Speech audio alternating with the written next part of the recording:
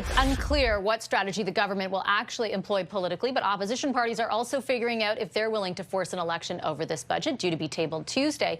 On the content of the budget, government sources tell us the document itself has not been finalized. So what do we need to watch for? Jason Jacques is the interim parliamentary budget officer. Hi, Mr. Jacques. Pleasure to welcome you back to studio. Thanks for making the time. Oh my gosh, thank you so much for the invitation. We're all, of course, thinking of and looking ahead to the budget. You've got a new report out today on capital spending on defense that I think is kind of interesting in the context of the budget. You make two very specific findings about how much they're spending now and also how much they've been unable to spend. What do you think Canadians should know about that in light of the budget coming down the road? Well, I think on your first point, I think that's one of the key highlights, and that's we currently have within the Government of Canada's spending plan for defence.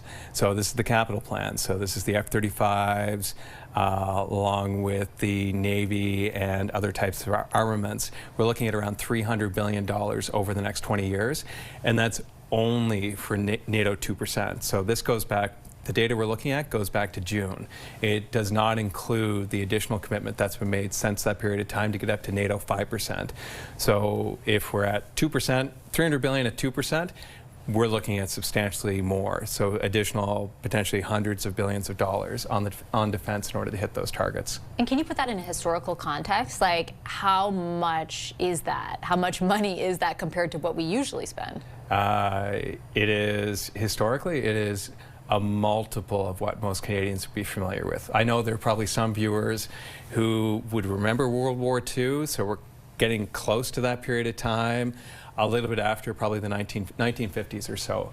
I think during the 1980s and 1970s, we would see defense spending at around 3% of GDP, 3 and a bit percent, going up to 5%, even with the dual purpose aspect. So spending on infrastructure that could be used for defense as well as other areas. Even with that, it's a very high number, and critically, it's a really big increase within a very short period of time. So in that context, I actually want to ask you, because part of your analysis also reflected on the allocation of money but not spending it over time. And I'm wondering, given that the scope of the planned increase, if that would be a concern for you moving forward. I think it's less of a concern for us because we only keep track of the numbers in the budget. It's definitely should be a concern for the government because, as you point out, what we've seen, at least in the first 5 or 6 years of the original plan, was that there was close to $20 billion that they planned to spend on equipment that was not spent. And in the situation where not only do you have to spend the money to achieve the NATO commitment, but as everyone realizes, there are very real and imminent threats that Canada faces at this point. You actually need to procure the equipment and the material. And as time goes by, if you're not able to spend the money, you're not able to procure the equipment. And as well, from an accounting perspective, everyone knows how pernicious inflation is. And so if you don't actually acquire the equipment in the time period provided, by the time you do, the money is worth less. So you potentially have to buy less than when you originally anticipated, or you have to pay more, or a combination of the two. So the overall budget is under a week away. When you get that budget and you're able to look at it, what kinds of fiscal anchors will you be utilizing to assess the sustainability? I think the first one is the one that most economists would look to, and I'd say it's the one that the Government of Canada has looked to in the past, and that's the debt to GDP anchor. So what does debt look like in comparison to the overall economy, and is debt growing faster than overall economic growth? And the Government of Canada itself has indicated that a declining debt to GDP ratio is a very important indicator of fiscal sustainability, as well as important for ensuring or securing Canada's AAA credit rating. It's also something that the Liberal Party of Canada campaigned on as part of their election platform in April. And most recently, the Prime Minister indicated, I believe it was September 17th, that declining debt was something that was part of the fiscal anchors for the current government. So that's definitely the first thing that I'll be looking at. Based on what you've seen announced thus far, and quite a bit has come out about what their intended spending is, we don't know necessarily exactly what they're going to do on the spending where government operations are concerned. But based on what you've seen so far, do you think it is realistic that that ratio would go down? It's definitely possible. And I think certainly, again, we don't have a lot of clarity right now precisely what the government has in mind. one could foresee a situation where spending and the deficits are substantially higher in the initial years, and there's a substantial increase in spending on capital, and at the same time in the outer years, economic growth as a result of those investments starts to pick up, and as a result of that you have a declining debt to GDP ratio in the outer years. And that's again what one would hope to see with the potential additional spending that's on the table.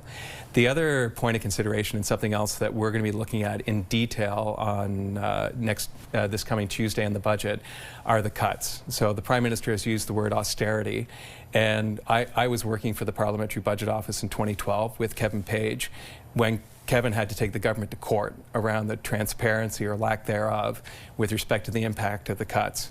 So something we're going to be looking at in detail is, are the cuts actually provided? Is there a listing of the cuts? Can we see the cuts by program? Do we know which public servants are being laid off across those programs? And can the government actually articulate clear service level impacts? Because is that what constitutes transparency in your mind? Like, those things need to be spelled out? You can't just say, you know, we're going to adjust the workforce by 10,000. Oh, no. And again, going back to the precedent set by Kevin and the office as part of Budget 2012, that's the foundation. Without that information, parliamentarians, they really won't know what they're voting on in terms of spending constraint and cuts. So that's something that we're definitely going to be looking at in detail as soon as we get our hands on the budget. One final question for you on the scope of those cuts, because yesterday the finance minister said something very interesting, which I had not heard him say before, in response to questions about what you just mentioned, in that basically the size of the public service had to get to a more sustainable level. Sustainable is the word I believe that he used. And he referenced a period before COVID. If you look at the size of the public service now versus pre-pandemic, what would the scope of that kind of cut look like? Yeah, if you go back to pre-pandemic, you're looking at tens of thousands of positions potentially eliminated across the public service. Again, on our end, it's less about the people and it's really about the programs.